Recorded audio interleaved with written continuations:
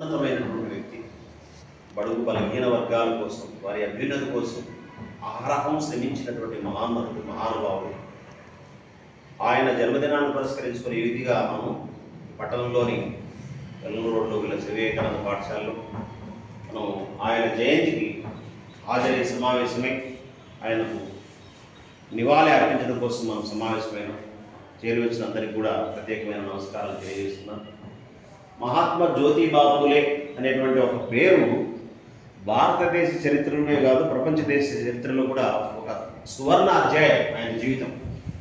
ఆయన కానీ ఆయన భార్య సావిత్రిబాయి ఫూలే కానీ ఎంతో బడుగు బలహీన వర్గాల కోసం ముఖ్యంగా ఆడపిల్లల కోసం ఎంతో కృషి చేసినటువంటి మహానుభావం. ఆ రోజుల్లో స్త్రీలు చదువుకోవడం అనేది చాలా వెరీ రేర్ అన్నమాట. మనం కూడా చూస్తాం, మన సాహిత్యంలో కానీ మన విద్యారంగంలో చాలామంది అరుదుగా కనిపిస్తారు స్త్రీలు చదువుకున్న వాళ్ళు. అందుకే కవిత్రుల్లో కంటే కవులో ఎక్కువగా మనం గమనిస్తాం సాహిత్యం, తెలుగు సాహిత్యంలో. స్త్రీలకు స్వేచ్ఛ లేదు, స్వాతంత్ర్యం లేదు. నా స్త్రీ స్వాతంత్ర్యం అర్హతి అని మనం ఏనాడు ఉన్నాడు. ఆ రోజు నుంచి స్త్రీ యొక్క అభ్యున్నతి ప్రశ్నార్థకమైంది. స్త్రీలకు స్వేచ్ఛ సంతోషం లేదు, వాళ్ళు చదువుకునే దానికి బయట తిరగడానికి కూడా అర్హత లేదు. ఎంట్లో ఎంతసేపున్నా మరి పితృస్వామ్య వ్యవస్థ అనేది ఆ రోజుల్లో ఉండేది. అంటే తండ్రి కుటుంబానికి యజమాని, తండ్రి యొక్క కనుసన్నల్లో తండ్రి యొక్క అడుగుజాడల్లో కుటుంబంతో నడవాలి. అందులో ఆడపిల్లలు బయట తిరగకూడదు. కండిషన్స్, సో మెనీ రెస్ట్రిక్షన్స్ ఆ రోజుల్లో ఎక్కువగా ఉండేవి. మరి అటువంటి పరిస్థితుల్లో ఈయన భార్యకు మొట్టమొదటి ఆయన చదువురా, ఈయన 13 సంవత్సరాల వయస్సు, వాళ్ళ భార్య సావిత్రిబాయి ఫూలేకి 9 సంవత్సరాల వయసులో ఆ వివాహం కావడం జరిగింది. మరి ఇక్కడ మహారాష్ట్రలోని ఒక సతారా, పూణేలోని సతారా అనేటువంటి ప్రాంతంలో జన్మించినటువంటి వాడు. చాలా పేద కుటుంబం. అటువంటి వాడు ఈయన బలహీన వర్గానికి చెందిన వాళ్లే కాబట్టి దేవాలయాలకు వెళ్ళడం లేదా విద్యా సంస్థల్లో వెళ్ళడం ఈయన కూడా రాణించేవాళ్ళు కదంట. ఈయనకు ముఖ్యంగా ఒక బ్రాహ్మణ స్నేహితుడు ఉన్నాడు. ఒక బ్రాహ్మణ స్నేహితుడు పరిచయం అయినాడు. ఆయనతో పాటు కలిగి బ్రాహ్మణ వివాహానికి వెళ్తే అక్కడ అవమానించారు. బ్రాహ్మణుల పెళ్లికి వెళ్తే అవమానం చేశారు. అది ఈయన మనసులో పడింది. నేనెందుకు వాళ్ళతో కలిసి ఉండకూడదు, నేనెందుకు వాళ్ళతో కలిసి భోజనం చేయకూడదు. ఈ వ్యవస్థను, ఈ బ్రాహ్మణాధిపత్యం ఆ రోజుల్లో, ఎందుకంటే వేద సంస్కృతి ఆ సంస్కృతి అని వేద మంత్రాలకు ప్రాధాన్యత ఇచ్చేటువంటి రోజుల్లో ఈయన వేదాలను అంతగా ప్రాధాన్యత ఇవ్వలేదు. బ్రాహ్మణాధిక్యతను తోలనాడినాడు. వారు అగ్రవర్ణాలు వాళ్ళు అనుకుంటారు మేము బ్రహ్మ యొక్క శిరస్సు నుంచి పుట్టినటువంటి వాళ్ళు, బ్రహ్మజ్ఞానం కలిగిన వాళ్ళు బ్రాహ్మణులు, మిగతా అంతా శూద్రులు, వీళ్ళంతా తక్కువ వర్ణానికి చెందిన వాళ్ళని ఇటువంటి హేళన ఆ రోజుల్లో ఉండేది. ఇప్పుడంటే కొంచెం తగ్గిందని, కానీ ఆ రోజులు ఎక్కువగా ఉండేది. అటువంటి ఈయన అవమానానికి గురైనటువంటి వ్యక్తి ఆ బ్రాహ్మణాధిపత్యాన్ని, అగ్రవర్ణాల యొక్క ఆధిక్యతను తోలనాడు కోసం ఈయన కంకణం కట్టుకొని పూనుకొని ఎంతో కృషి చేశాడు. పేదవారికి బడుగు బలహారం, ముఖ్యంగా బీసీ వాళ్ళ కోసం ఎంతో కృషి చేసినటువంటి వాడు. చదువుకోవడం కోసం పాఠశాలలు ఏర్పాటు చేశాడు. ఆశ్రమ పాఠశాలలు ఏర్పాటు చేశాడు. భార్యకు ఎట్లా మరి పిల్లలకు పాఠశాల ఏర్పాటు చేసుకుని ఏం చేయాలంటే సావిత్రిబాయి ఆమెకు మొట్టమొదట చదువు నేర్పించాడు. భార్య చదువు చేపిస్తాను రాను అని వాళ్ళ ఇంట్లో వాళ్ళ అమ్మ నాన్న తిట్టినా వాళ్ళ ఇంట్లో వాళ్ళే తిట్టినప్పుడు సమాజం తిట్టదా. అయినా కానీ భార్యకు చదువు నేర్పించి ఆమెను ఉపాధ్యాయునిగా తీర్చిదిద్ది వాళ్ళు కట్టించిన ఆ పాఠశాలలో ఈమెను మొట్టమొదటి ఉపాధ్యాయునిగా, తొలి మహిళా ఉపాధ్యాయుని మరిగా ఆమె కూడా చరిత్రకెక్కింది. మనం నిజంగా జరపలేకపోయినాం అనుకుంటా సావిత్రిబాయి ఫూలే జయంతిని. మొట్టమొదటి ఉపాధ్యాయుని, తొలి ఉపాధ్యాయుని మరిగా భారతదేశం కూడా ఆమె సేవలను కూడా గుర్తించింది. సో అటువంటి మహానుభావుని యొక్క జన్మదినాన్ని, జయంతిని మనం ఈనాడు సమావేశమయ్యానికి నివాళి అర్పించడం అనేది మన యొక్క అదృష్టము, మనకెంతో భాగ్యము అని భావిస్తూ ఇదిగా సమావేశమైనటువంటి ప్రతి ఒక్క ఉపాధ్యాయులకు వేదికను పెంచినటువంటి వివేకానంద యాజమాన్యం వారికి హృదయపూర్వక ధన్యవాదాలు తెలియజేస్తూ సెలవు. Thank you. 7 సంవత్సరాలకు వాళ్ళ అమ్మ చనిపోవడం జరిగింది. వాళ్ళ నాన్న అతను విద్యను అంటే పోషించుకుంటూ ఉండేవాడు. అటువంటి తరుణంలో ఆయనకి విద్య అంటే చాలా ఇష్టం. జ్యోతిరావు పూలేకి విద్య అంటే చాలా ఇష్టం. వాళ్ళ ఆయన చదివించేవాడు కాదు. చదివించకపోతే వ్యవసాయానికి లాక్కున్నా కూడా వ్యవసాయ పనులు చేస్తూ రాత్రిపూట ఒక లాంతర్ కింద ఆయన చదువుకునేవాడు.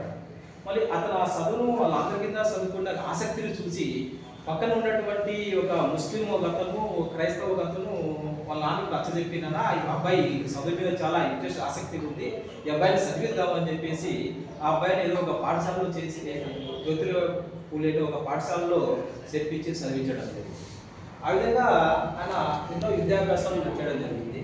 మరి సార్ చెప్పినట్టే ఆయన ఒక సాంఘిక సంస్కర్త కావచ్చు, మన జిల్లాలో కావచ్చు, బలహీన వర్గాల కోసం, పేదల కోసం, అనాథ పిల్లల కోసం, పిల్లల చదువుల కోసం, పిల్లలకు ఆరోగ్యం కోసం, పేదలకు ఆరోగ్యం కోసం నిరంతరం మనం కష్టపడుతూ మరి ఆయన ఆశయాలకు అనుగుణంగా మనం ఈ సంస్థ అభివృద్ధి చెందుతుంది. కాబట్టి ఒకసారి మనం కూడా చాలా గర్వపడుతున్నాం.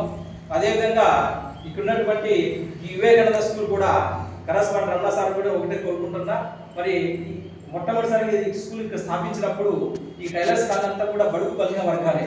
మరి అటువంటి పిల్లలందరినీ కూడా ఈ రోజు టైలర్స్ కాలేజ్ అభివృద్ధి చెందిందంటే కారణం ఏంటంటే ఇక్కడ స్కూల్ ఏర్పాటు చేయడం, వాళ్ళు తక్కువ ఫీజులతో ఇక్కడ పిల్లలందరినీ కూడా తక్కువ ఫీజుతో ఇక్కడ విద్యను అభ్యసించి చేయడం వల్ల ఈ రోజు టైలర్స్ కాలేజ్ కూడా అభివృద్ధి చెందుతుంది.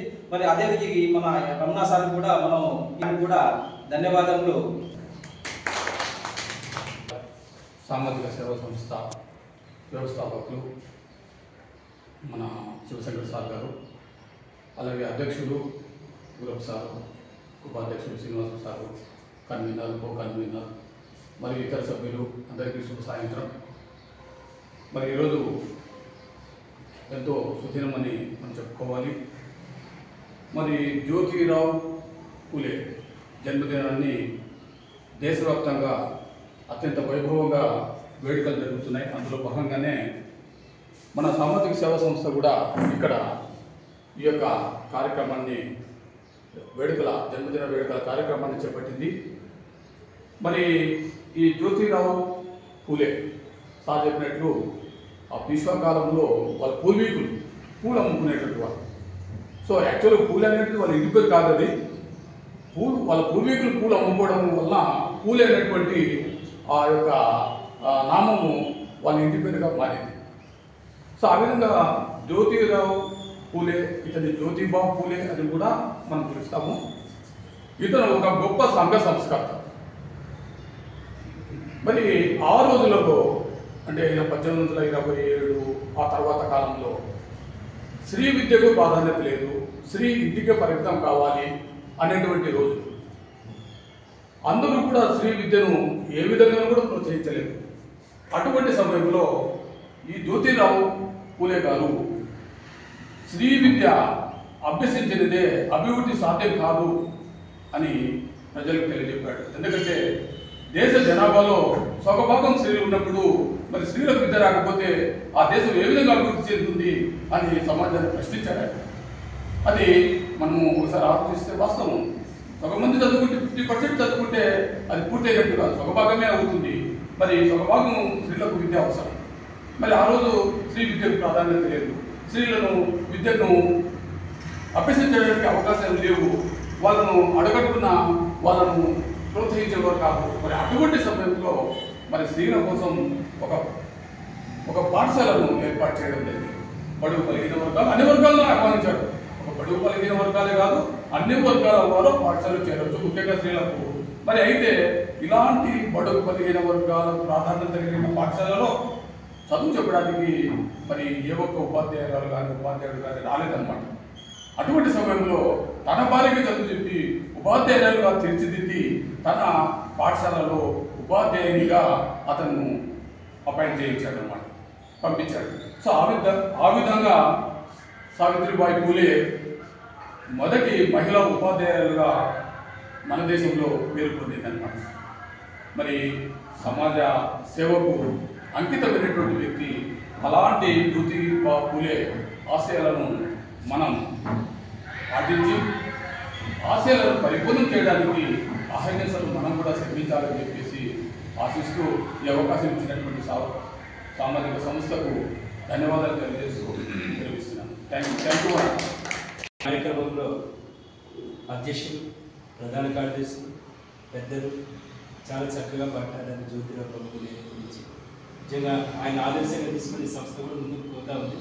ఆయన ఆదర్శాలే మనకు లక్ష్యాలుగా ఉన్నాయి కాబట్టి ముందు కూడా రాకపోతాం. ఈ కార్యక్రమాన్ని ఇంకా విజయం పూర్తి చేసినందుకు అందరికీ ధన్యవాదాలు తెలియజేస్తూ, ముఖ్యంగా ప్రత్యేకంగా ధన్యవాదాలు ఈ కార్యక్రమాన్ని ముగిస్తాం.